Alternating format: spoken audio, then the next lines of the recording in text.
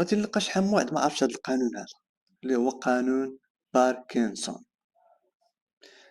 كتكبر الخدمة قد الوقت اللي عطيتيها، يعني كل ما قلصتي ديك المدة ديال ديك الخدمة كل ما كان مزيان، كتكون منتج كتر وتيكون عندك واحد التنظيم في التايم مانجمنت ديالك.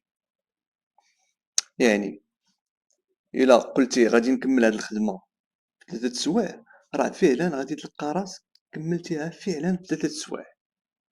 الا قلتي هاد الخدمة غادي نكملها في النهار كامل، غادي تلقى راسك فعلا كملتيها في النهار كامل.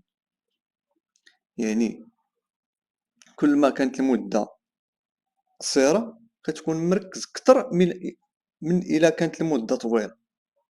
يعني هاد القانون، الأهمية ديال هاد القانون أنه كيعلمنا كيفاش نديرو واحد التايم مانجمنت، وكيعلمنا أننا كيفاش نكونو أكثر إنتاجية في وقت قصير. القانون هذا ديال قانون باركنسون غادي ينفع بزاف الطلبة اللي كيبريباريو الامتحانات، وحتى الناس اللي كتكون عندهم مشاريع كبيرة ولا صغيرة. متنساوش تبحثوا على هذا القانون هذا، راه غادي ينفعكم بزاف. ولا عجبكم بحال هذا المحتوى هذا، ما تنساوش ديروا لايك كومونتير. طلعوا.